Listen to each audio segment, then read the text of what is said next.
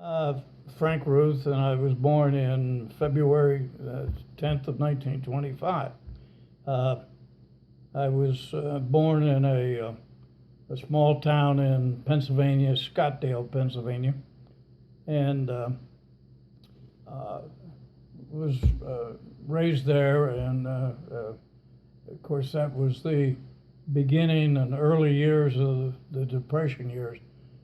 My father was in the real estate business and insurance business, and when the Depression hit, my family, I didn't know it, of course, at the time, and it didn't really mean anything to me, but we were not nearly as badly affected as many people in our town. It was a steel town. They had a big steel mill that closed during the Depression, hurt the town very bad. And but we lived on what I call the top of the hill. There was a section of Scottsdale. It was a very nice little town of about 5,000. And up on top of the hill was where the not wealthy, but certainly middle class, upper middle class perhaps. And but I went to school in grade school in Scottdale, and in the about 36, I think it was, my father came down with tuberculosis of the lungs. Went back to pneumonia he had when he was a kid, and he went into at that time what they had sanitarium, which was run by the state, and at that time the only thing they thought you could do with TB was lots of fresh air.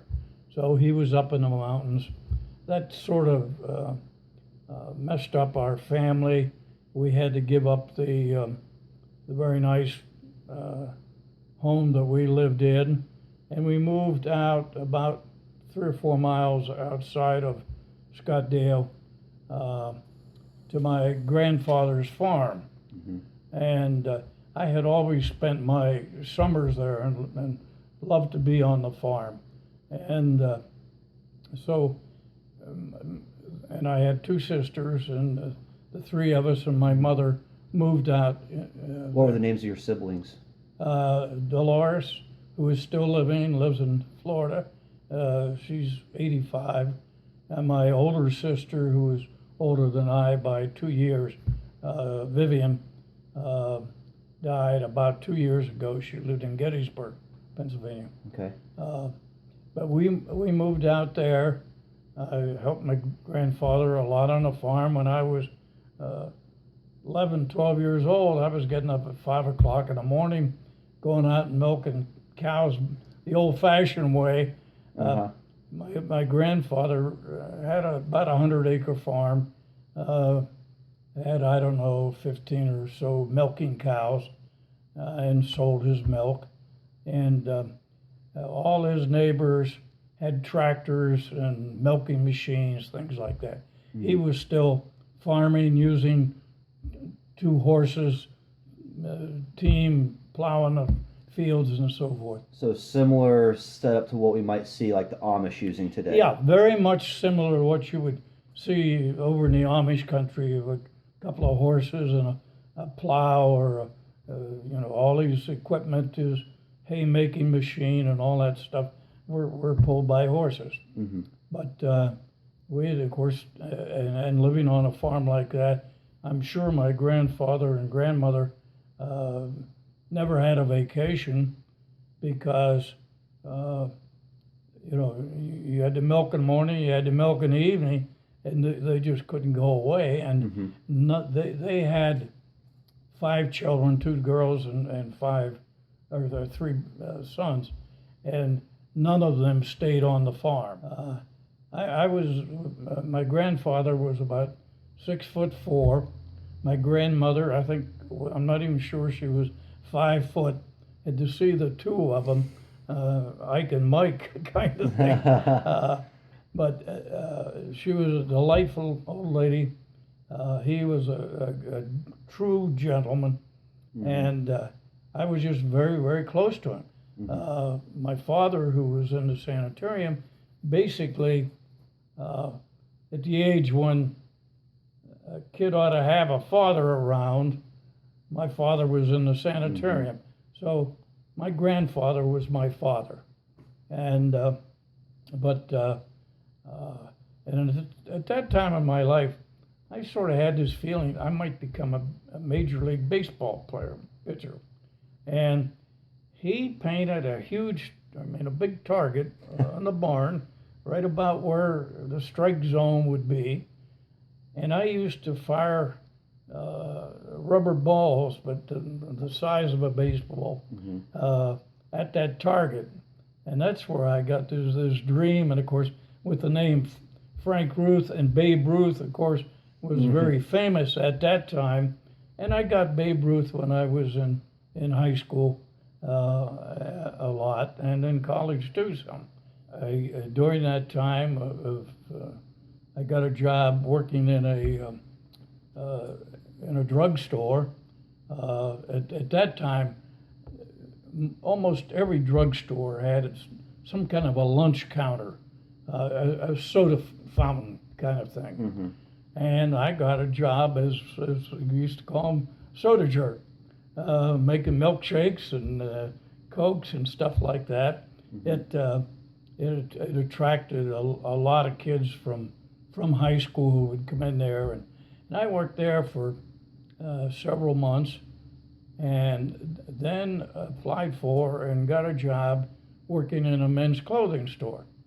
And after school and on Saturdays, and it was an independent, owned by a family. Had been in the family for years and years, and again back in the 40s, men's clothing stores were a very common thing. Men dressed in suits all the time, shirts and ties. The informal attire that we have today was just unheard of at that time. I got pretty good at what I was doing. And I started out, I'd clean up, I'd dust, I'd move shirts around, and get ties straightened out after people had messed them up, looking at them and things like that. Started to wait on people, and so I had that job from, I think I started around Christmas time of, would have been 42, I guess, and had it on up through my junior year. Junior year of high school? Yeah, junior year of high school. I did my junior year, and in February of 43, my birthday came up and I was 18. I had to, of course, register in the draft, but before I did that, my ambition was to be a bombardier. I don't know where I got that idea, but I wanted to be a bombardier on a bomber. And so I went from my home from Chambersburg down to Baltimore to take Air Force test.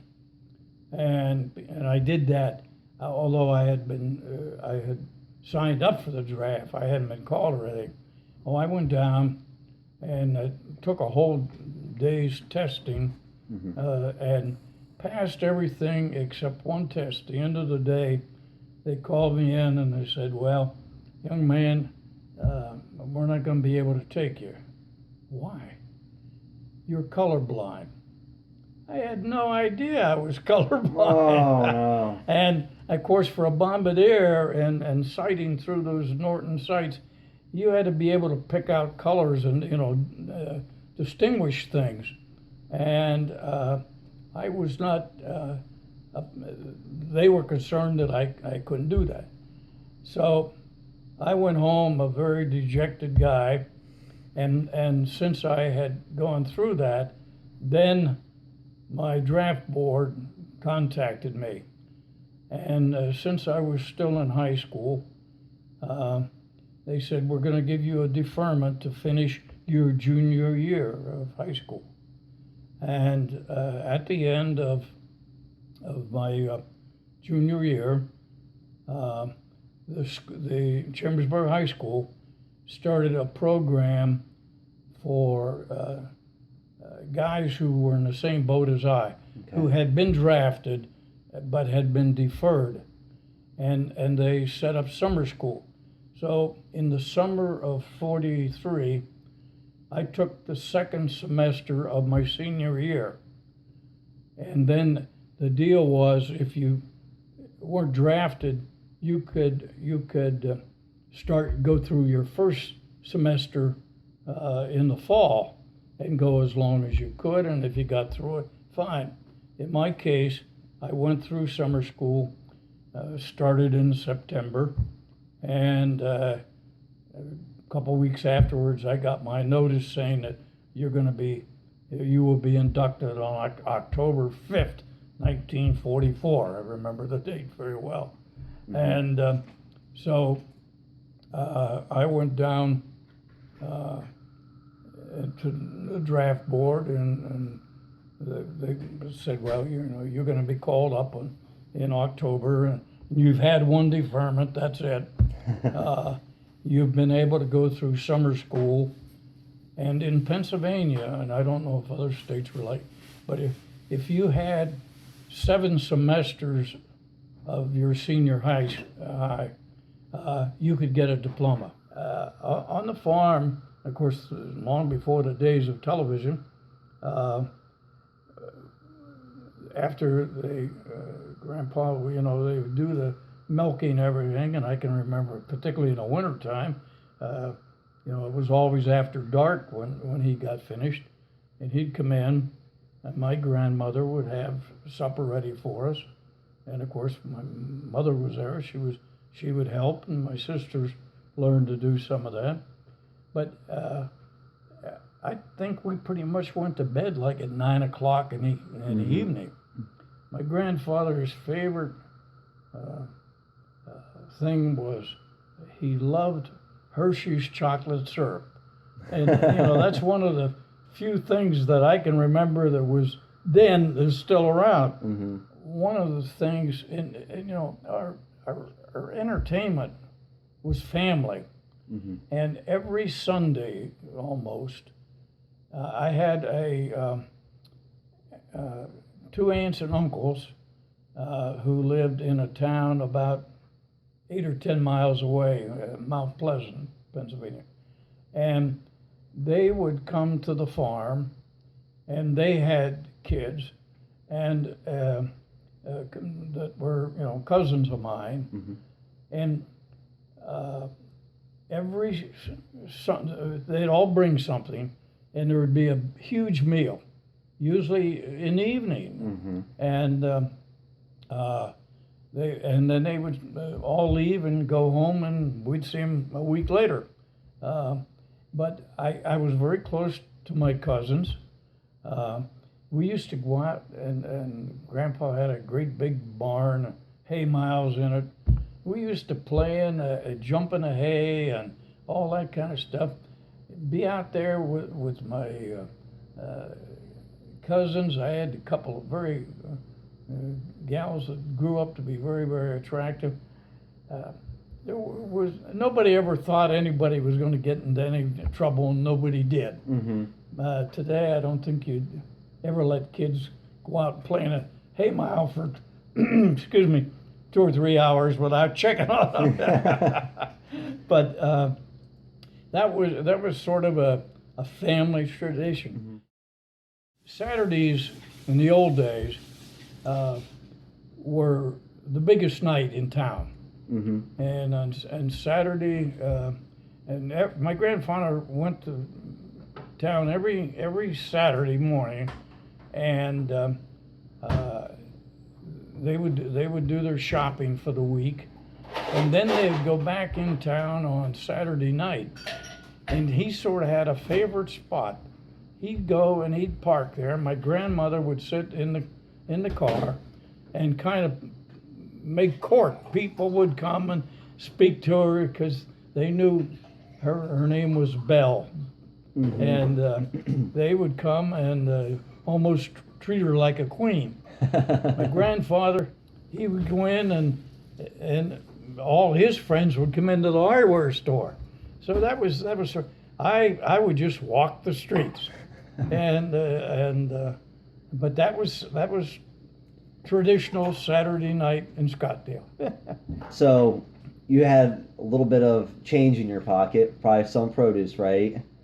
At that time, Did you go to any stores? Was there any little? Oh, I don't know. And occasionally, as I got a little older, I used to go. And I'm not sure how I got to there, but they had a theater in the town, Mm-hmm. and I can remember going and paying 10 cents for a movie, and every Saturday they had Tom Mix and westerns and stuff like that, Uh-huh. and that was whatever entertainment we had. I think we maybe paid 5 cents for a box of popcorn. But that was the routine. We had just moved that summer to Chambersburg when the Japanese attacked at Pearl Harbor, and I can remember going to church and coming home from church, turning the radio on in the house, and here's the president making this pronouncement that this day that'll live in infamy. Mm-hmm. The Japanese have attacked the So Pearl you Harbor. actually heard that? I actually heard that, and we had not much more than, I guess church probably was over 12:30, and I think that was like around 2 o'clock in the afternoon or something like that. So you were in church as those events happened. Yes. And then you guys get home, turn on. And until that happened, I don't. Certainly around my family or anybody that I knew, nobody was aware of how serious this all was. Mm-hmm. And then all of a sudden it just happened. You know, before the attack on Pearl Harbor, were you guys aware that there was like a war going on in Europe and the struggle that France and the UK? We used to hear about, because they were, the Germans were bombing England and things like that. We knew there was a war going on, but it was so far away. I mean, Mm-hmm. We weren't involved. Yeah, we were providing a lot of Lend-Lease materials and stuff, but we, as a country, we were not directly affected. Mm-hmm. And so when the Japanese attacked, it was, I think, pretty much a total surprise to most people. And and then all of a sudden they started the selective service draft, and guys, when they got 18, had to register. Mm-hmm. And so that was just part of it. In the meantime, I was still working at at the men's clothing store there in Mm-hmm. Chambersburg, and did so until I went into the service. What was the sentiment about leadership? And I don't think people got involved in politics like they do today, but my family, my grandfather, my father certainly, were just dyed-in-the-wool Republicans. And of course, in '32, when Roosevelt was elected, Alf Landon was the guy, or Herbert Hoover was the guy who ran against him. And of course, they just thought Hoover was the greatest thing in the world. And this New Deal guy came in with all these socialistic ideas of what we're gonna do, and we're gonna start Social Security and all those kind of things started back in those days. They just couldn't understand that. But they, as I say, other than that, an occasional complaint about Washington and stuff, but it wasn't a big deal. And of course we have, everything is instant media now. Yeah. And without television and only the radio, you just weren't on top of things like you are now.